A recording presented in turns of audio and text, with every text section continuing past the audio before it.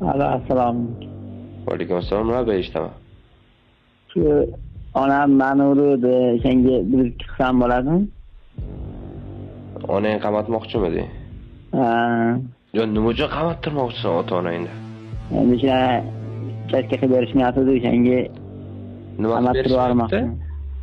Hovli qilib berishmayapti, senga qamattirib yubormoqchi. Atak onam masablariga tegib gap bilan yiqitdingmi, keyin demoqchi edi. Ya to'xtang. Birinchi bir oldin menga tushuntiring. Siz ota-onangiz qamatmoqchimisiz, o'ldirmoqchimisiz, yo'q qilmoqchimisiz, nima qilmoqchisiz? Shunga qarab keyin sizga maslahat beraman. Endi shu yuraklari siqilib, menisiga yetib, yuraklarini siqtirib vafot ettirmoqchiman. Ha, yuragiga, qarochi kasal qilmoqchisiz onangiz, to'g'rimi? Ha, Dadangiz qanaqa qilib yo'q qilmoqchisiz? endi odamni tuhmat qilib. Tuhmat qilib qamatmoqchimiz.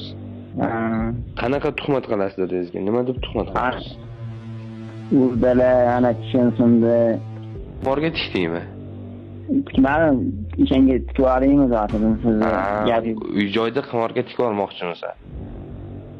Senga yetarli tikib oldim. Xohlasang tiqor, xohlasang tikor. Aqling joyidami?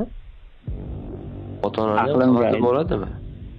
Endi shuna zakon chiqarsanglar, joyingdan qilsin demoqchi. Endi shu ota-onaga bu degani ta'zir, zo'ravonlik qilmoqchi edim. Ota-onangga ta'zir, zo'ravonlik o'tkazmoqchimisan? Senga qamatib o'tkazmoqchi edim. Oqpadar bo'lasan, maylimi? Hammaga assalomu alaykum. Hozir menga bu videoni tashlab berishyapti. Bir yurishda mana shu maslahatni so'rayapti bu. Yangiqayot tumanidagi mas'ul xodimlardan men iltimos qilib qolardim. Bu bolani tekshirib, surishtirib, agar ruhiy nosog'lom bo'ladigan bo'lsa, joyiga olib borib qo'yish kerak buni.